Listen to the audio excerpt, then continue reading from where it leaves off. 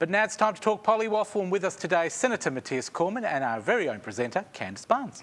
Thanks very much, Fred. Yes, we do hear a lot about our politicians in front of the cameras and gracing the public, but little do we get a proper look at what they're really like. And with me is Senator Matthias Cormann, and I'm going to pick your brains today in an attempt to really get to know you. How are you going? Good, very well. Good answer so far. So I'll give my best from here on in. Okay, so you've really worked the gauntlet of politics on the opposition side and in the ruling side, for lack of a better word, government side, in state and federal levels. You're really working in a role as the Senator at the moment. What really rewards you the most by being the Senator for Western Australia? Well, I mean, at the end of the day, getting involved in politics is all about wanting to make a difference. And obviously the place where you can be most effective in making a difference is being in government. So right now, I'm part of the opposition. So our job right now is to identify what we think is wrong with the current government and what we would do better if we would be the government. And obviously, we're getting closer and closer to the next election. So we're right in the thick of it now, trying to explain to people why we think that we can take Australia in a better direction. It is all battle stations at the moment. You can really see the lines being drawn in the sand. But would you say that being in opposition, there is a real risk of attacking the governing side too much and really not letting your own personal views shine?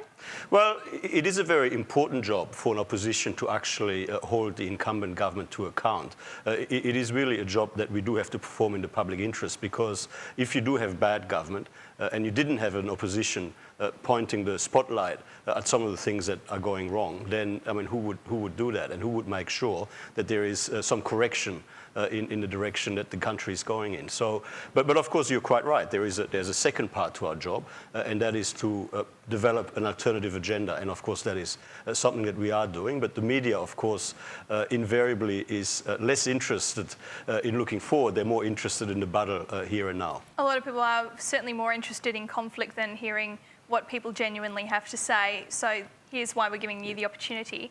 What's the number one issue that you're seeing in politics at the moment that you'd like to change? Well, what we're really concerned about is that the current government has really mismanaged the budget quite significantly. And given the storm clouds that we have on the global horizon on an economic level, we actually think it's very important to make sure that we keep our budget under control, because we need to make sure that we keep the competitiveness of our businesses under control.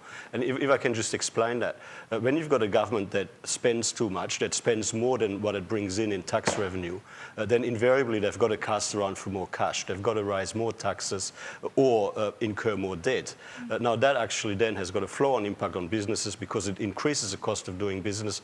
As we increase the cost of doing business, we become less competitive compared to businesses in other parts of the world. It'll cost jobs, and it'll of course have flow-on consequences all throughout the economy.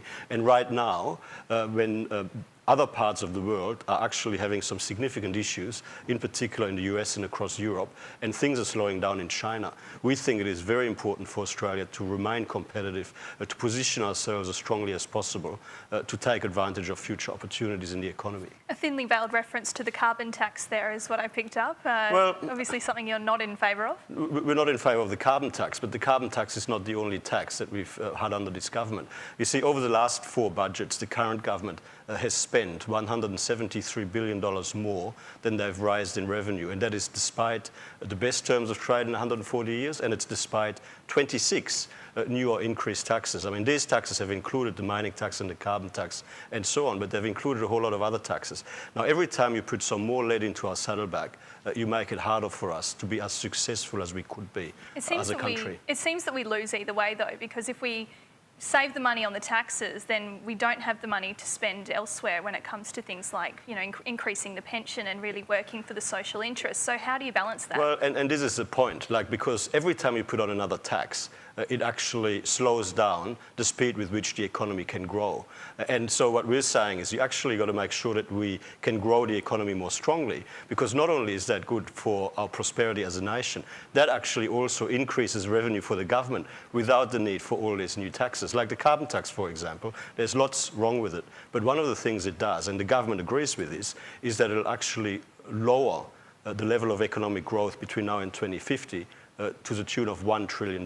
Now, when the economy grows $1 trillion less, it also means that you raise less government revenue. And then you've got to come up with new taxes yet again to catch up. And you end up in this vicious cycle where you come up with more taxes, which slow the economy down, which means you raise less revenue, which means you've got to come up with more taxes. We want to have a more virtuous cycle where through lower taxes, less regulation, increased international competitiveness, we can grow our economy more strongly and actually raise more revenue without all these new additional taxes. So this might seem a really simplistic way of talking about it, but I think what I'm getting from you here is we've got to grin and bear it for a little while until we settle things out.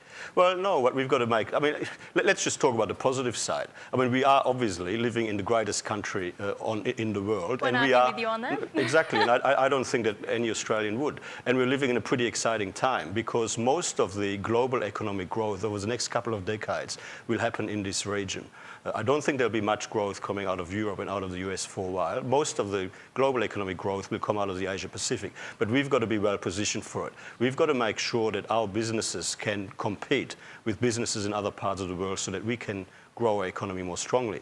Now, if we get that right by having competitive taxation arrangements, by having less regulation, by having an attitude that incentivizes, encourages success rather than to penalize it, then I think that we can position ourselves very strongly to actually achieve our full potential. You've really now got a personal interest in the future of the company with the next generation of your family due in the next couple of months. An exciting time for you personally. It is a very exciting time. My wife is pregnant, and our first one is due in the first week of March, which is just a week before the state election here in Western Australia. Well planned, Matthias. Well planned. I think it was well planned by my wife. She didn't want to be on a polling booth all day, I think, on the 9th of March. And how proud, I mean, you were born in Belgium yourself, and you still carry a little bit of the exotic accent with you.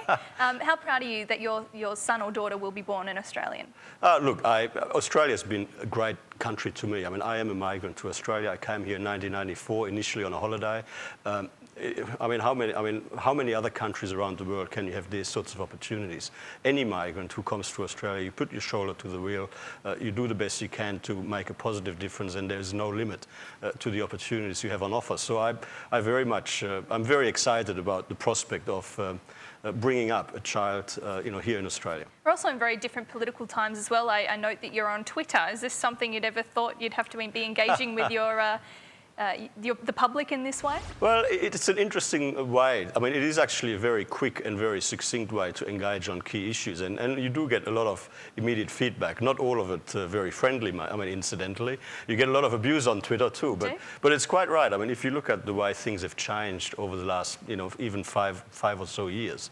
Facebook, Twitter, I mean, you name it, everything. I mean, there's a lot of opportunity to communicate directly with people out there. You might love him, you might hate him. You're welcome to tell him so on Twitter. Thank you very much, Senator Matthias Cormann, for being with us. And what's your Twitter handle for people that are wanting to follow you? It's @Matthias Cormann. Keeping it simple. Keeping it simple. Thanks very much for your time today, Matthias. And for now, it's back to you, Fred. Thank you very much, Candice, and thank you to Senator Matthias. I wanted to ask a quick question, just one line answer. I know we have a shorter time. What would you do if your new son or daughter voted Labor? My son or daughter can make whatever judgment he or she thinks. Well, I support them making their own judgments. Oh, he's going to hit me after this. Oh, and the other thing for you is, what do you attribute to the Labor Party or government at the moment getting back up in the polls? Why do you think they've gone back up there? Well, I think that Julia Gillard has had a couple of holidays and she's been a bit further away from television, and maybe the Labor Party should send her on long service leave. Not her fault for a lot of that, mind Well, you. she went on a holiday to North Queensland. Thank you very much. And I'd also say probably Alan Jones is another key word that probably helped her as well. Whoa, let's stay away from that one. Thank you very much.